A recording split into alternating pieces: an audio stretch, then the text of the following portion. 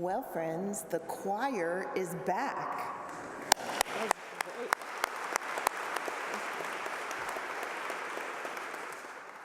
Happy homecoming, Riverside Church. It's such a pleasure to watch the parade of banners and see all of your beautiful faces out there.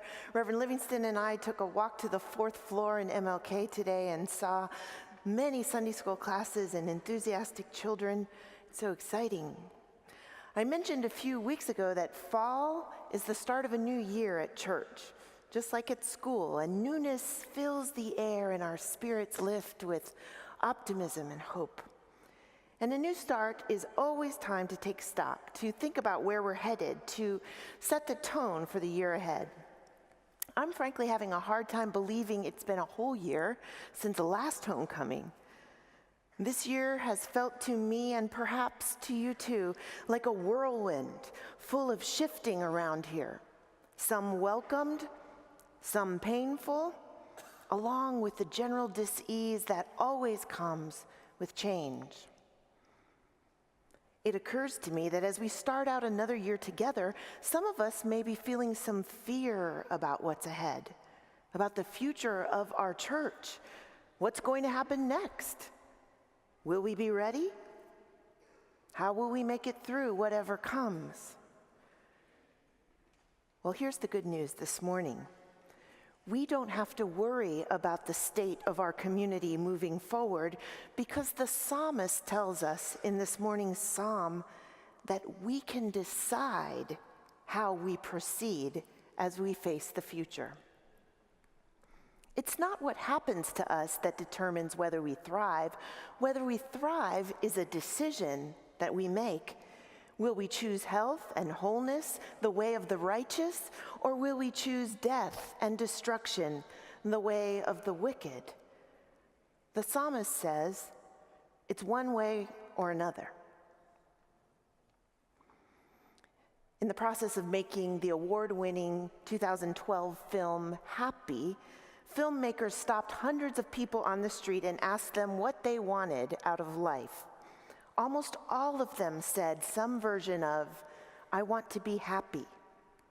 The idea of the film project was to explore that fundamental question of human life. How can I be happy? And how do we together build good lives and good communities that reflect the fullest expression of who we are created to be? Happy opens with a shot from the inside of a shanty in Kolkata slum, India. The one-room hut where a whole family lives is made out of bamboo sticks and plastic tarps, and you can see raw sewage sort of trickling past out front. Manoj Singh, who lives in that shanty with his family, grins as he talks about how he really likes his house. During monsoon season, sometimes the rain gets in, he explains. But he says, except for that, we live well. Singh is a rickshaw driver who scrapes together his meager living by running in the hot sun and the monsoon rain, carting people all around town, back-breaking work that most of us could never do. But researchers found that he reported a level of happiness that equaled and almost often exceeded the happiness of many middle-class Americans. People in the academy are studying this question too, with new academic fields like positive psychology, and universities like Harvard and Yale offering courses like on happiness or a life worth living. In fact, scientists have made surprising determinations about what it takes to make us happy. It turns out that about 50% of what makes us happy is genetically predetermined, and only 10% is circumstantial. Our jobs, our relationships, our financial status. 40% of what makes us happy, 40% is our intentional behavior. Those practices that we adopt and make regular parts of our lives, 40%. It turns out that while the film Happy is excellent and definitely worth seeing, they didn't really need to make a film trying to discover the answer to the question of how to thrive because the psalmist already knew what researchers and movie makers found about being happy. Psalm 1 is the very beginning of a book of biblical poetry that addresses every high and low of human living. Like the thesis statement your high school English teacher kept telling you was a must in the first paragraph of your essay, Psalm 1 is like the thesis statement of the book of Psalms, addressing that essential question that all of us ask. How will we live into the fullness of what we were created to be? By laying out a clear choice for the reader, which way will you choose? It's the way that leads to life or the way that leads to death. There's no in between. It's one way or the other. Listen one more time to the words of the psalm. Happy are those who do not follow the advice of the wicked, or take the path that sinners tread, or sit in the seat of scoffers. But their delight is in the Lord, and on his law they meditate day and night. They are like trees planted by streams of water, which yield fruit in its season, and their leaves do not wither. In all that they do, they prosper. The wicked are not so, but are like chaff that the wind drives away. Therefore the wicked will not stand in the judgment, nor sinners in the congregation of the righteous.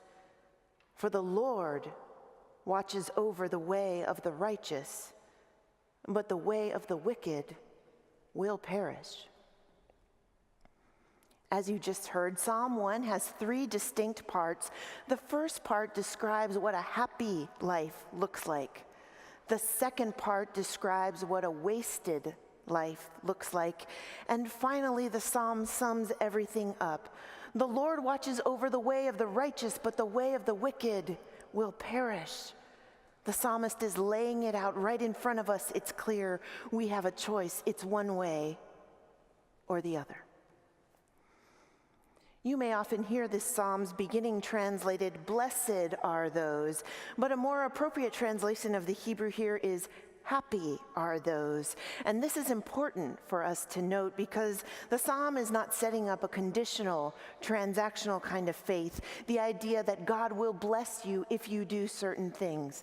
Oh no, the psalmist is just bluntly describing the kind of practice that it takes to be happy, to live a life of abundance, to grasp the gift of being human and to live into the fullness of all God imagines for our lives. And you'll notice that the writer of the Psalms uses a metaphor for this kind of human living. He says it's like a tree planted by streams of water, lush, verdant, flourishing. I learned recently that New York City began a campaign in 2007 to plant 1 million trees in this city. And I know in this concrete jungle, the shade of a tree is welcome relief. But in the world of the psalmist, in the desert, the image of a tree takes on a whole new and deeper meaning. Trees were even more rare there than they are here. And to describe a tree with roots reaching down to life-giving water, leaves luxuriant and green, fruit in abundance, well, that's a metaphor for the best kind of life you can imagine. It's a choice. And you'll notice most especially that the psalmist uses the word planted. There's an intentionality about living that kind of life, about the task of being fully human.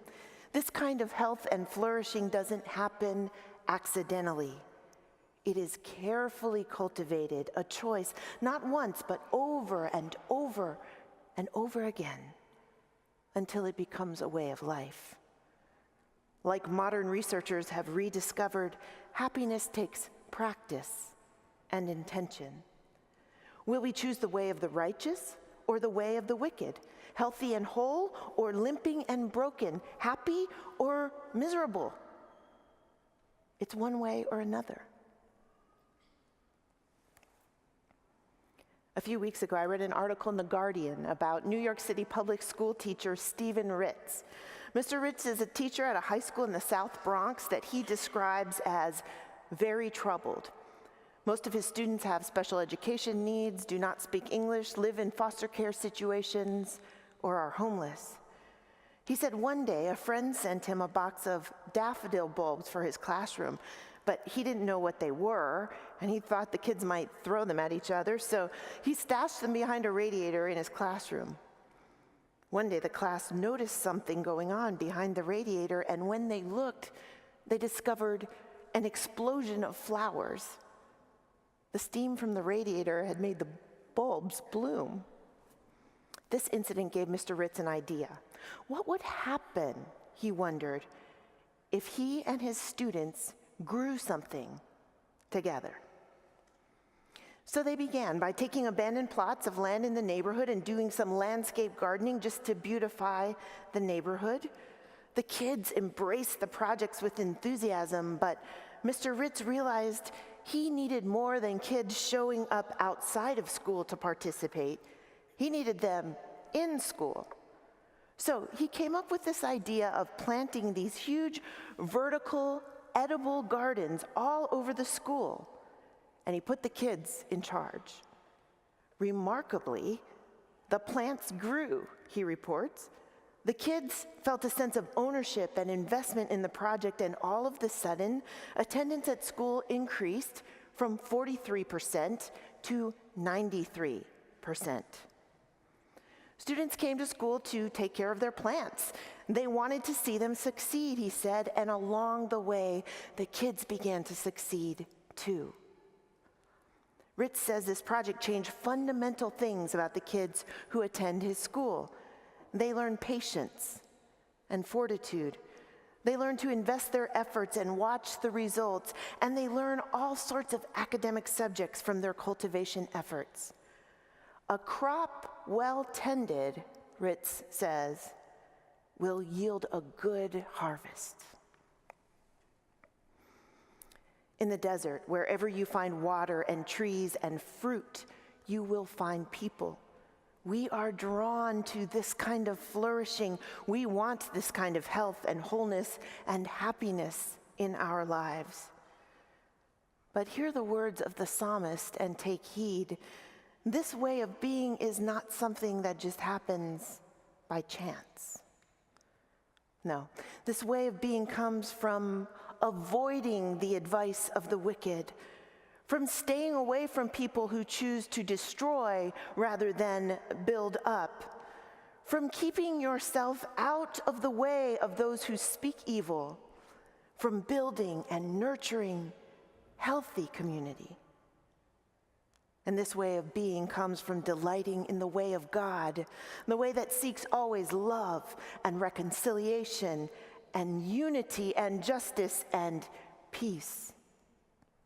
That kind of intentionality produces health, wholeness, happiness, even in our individual lives. And it is the same in our life together.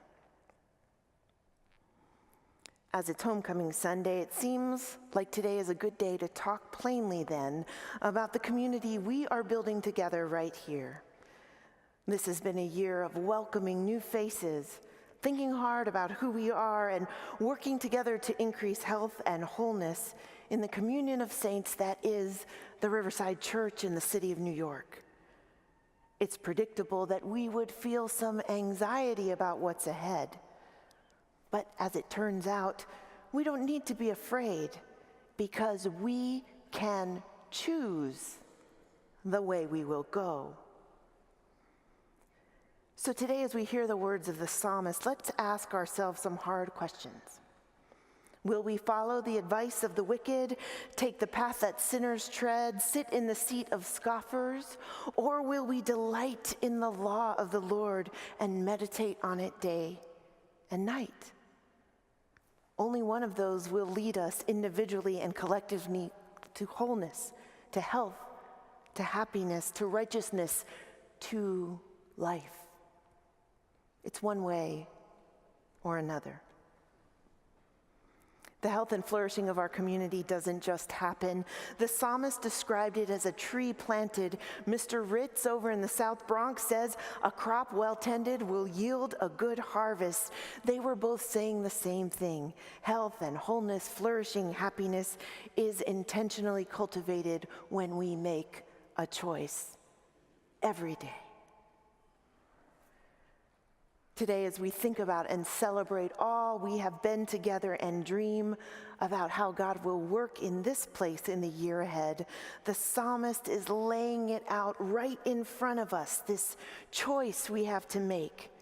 Will we be like dry chaff, garbage that blows away in the wind? Or will we be like a tiny sapling, green and full of life, carefully planted next to a flowing stream, our roots sinking deep into the rich soil, nutrients helping us grow tall and strong with thick green leaves and enough fruit to share with the whole world? Which will you choose? Which will I choose? Which will we choose? You know, it's one way or another. Amen.